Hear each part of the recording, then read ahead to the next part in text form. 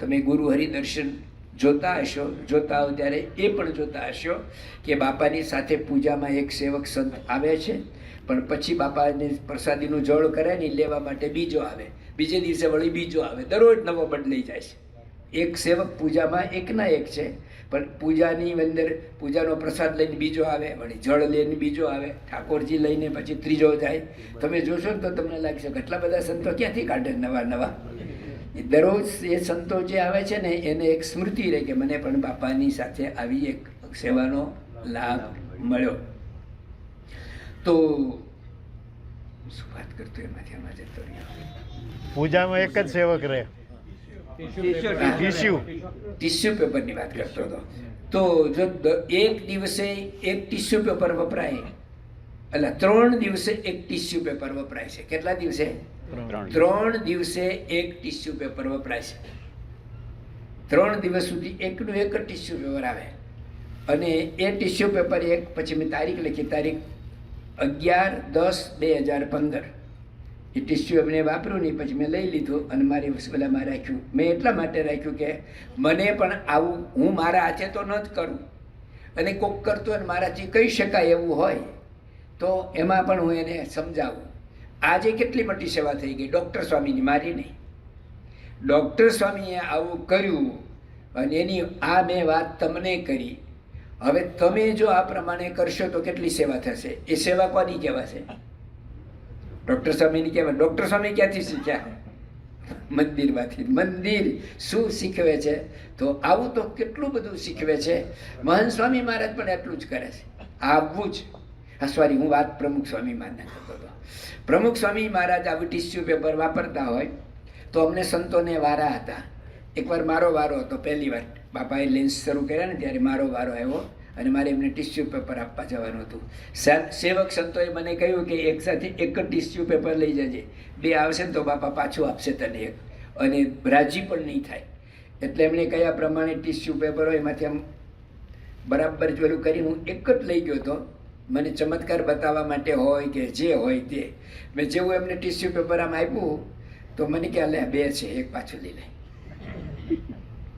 એક તો મેં ખરેખર ચકાસીને પછી જ હું લઈ ગયો હતો, પણ તો મેં જેવું આમ આપ્યું ને આમ જ કર્યું ખાલી, તો કે આ 2 છે ને એક પાછું મૂકી દો.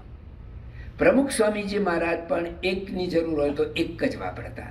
મારે આ પ્રસંગ એટલે કહેવાનો આવ્યો કે પ્રમુખ સ્વામી મહારાજ ટીસ્યુ પેપર વાપરે ત્યારે આમ કરી અને પછી મૂકી દેતા હતા.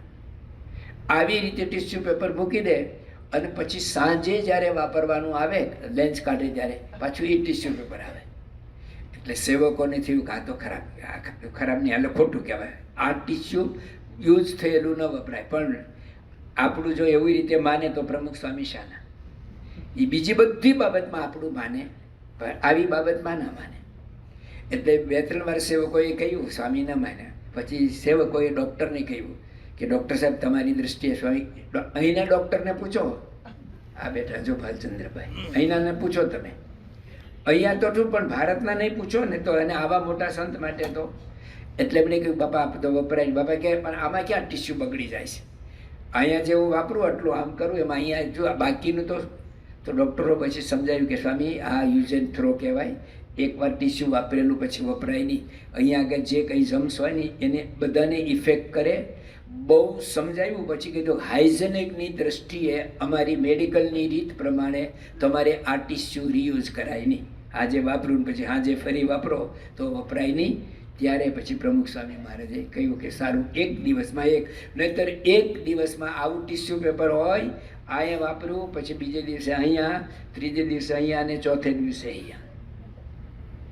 આવી જ વાતો નીકળી છે. તમને છેક શાસ્ત્રીમાંના સમયની કહું ને તો શાસ્ત્રીજી મહારાજ આ સંસ્થાના સ્થાપક, આપણી BAPS સંસ્થાના સરોવર આવા સદગુણથી ભરેલા છે. સંસ્થાના સંસ્થાપક બ્રહ્મ સ્વરૂપ શાસ્ત્રીજી મહારાજ એ વખતે નાણાં માણા પાણા દાણા નહોતા, પણ એમની આગળ બધાનું જ્ઞાન વિજ્ઞાન હતું, ભગવાનમાં શ્રદ્ધા હતી. પાંડવોની પાસે અક્ષય પાત્ર હતું, એ તો જગ જાહેર હતું. સૂર્યનારાયણ પ્રસન્ન થઈને એમને યક્ષ પાત્ર આપ્યું હતું. શાસ્ત્રીજી મહારાજને અક્ષય પાત્ર કોઈ આપ્યું એવું કોઈ શાસ્ત્રમાં કે ક્યાંય વાત નથી. કોઈ ગુરુએ એવો આશીર્વાદ આપ્યો કે જાઓ આમાંથી તમારું કાંઈ ખૂટશે નહીં, પણ એમની પાસે પણ અક્ષય પાત્ર હતું. ભગવાનમાં શ્રદ્ધા અને વિશ્વાસનું મંદિર આપણને આપે છે શ્રદ્ધા અને વિશ્વાસ.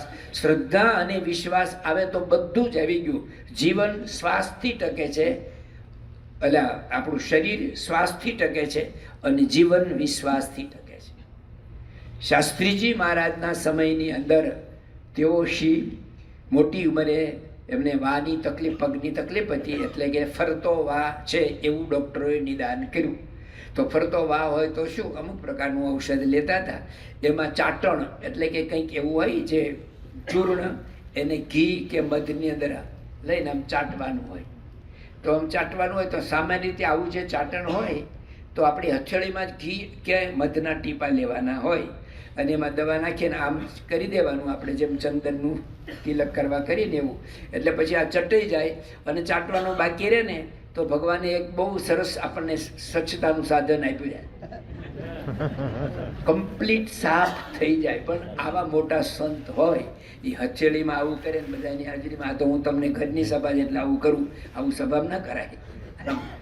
હે તો આવી રીતે કરે એ સારું ન લાગે. અને જે સેવામાં સેવક હોય એને પણ સેવા જોવે, એનાથી એમને વૃદ્ધિ થાય.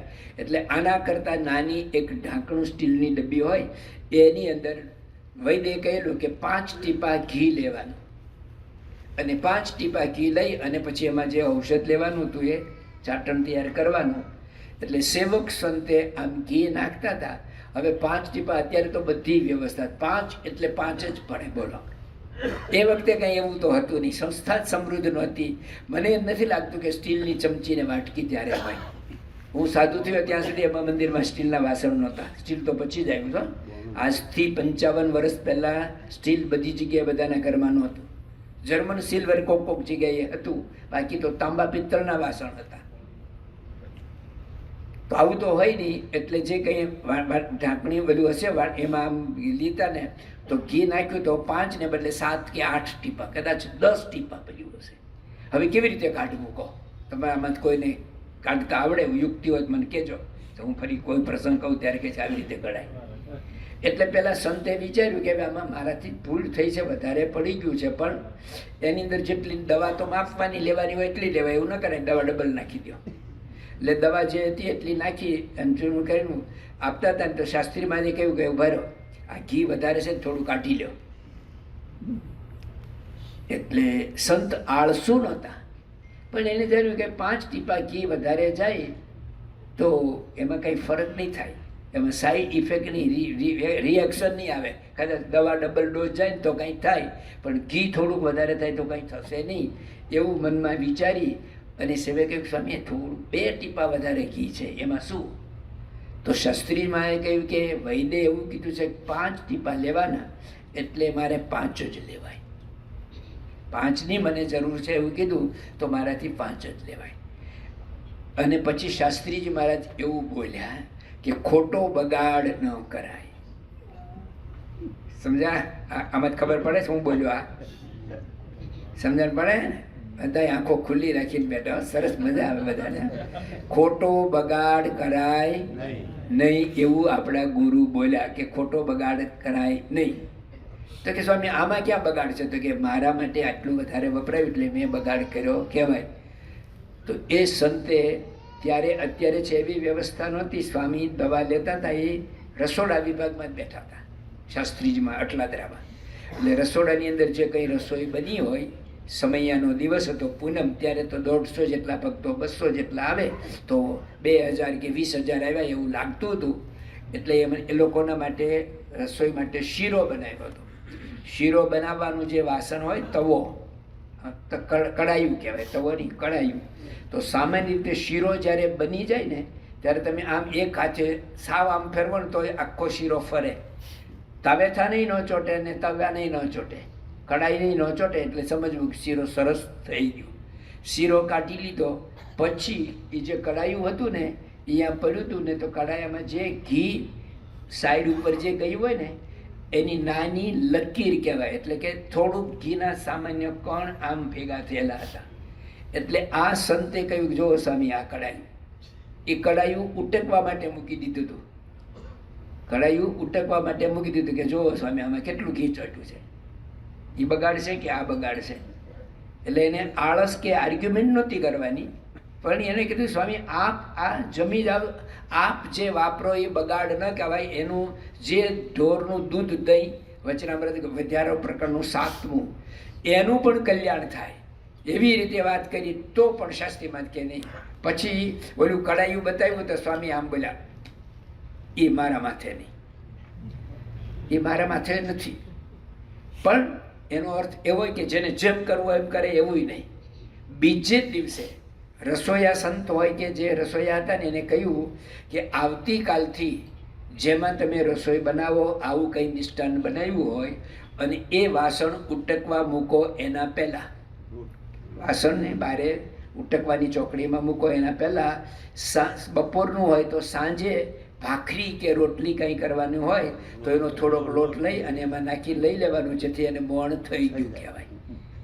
આ એની રીત બતાવી, કેમ કે મારી જવાબદારીને લઈને જે કરવું કરે એવું નહીં.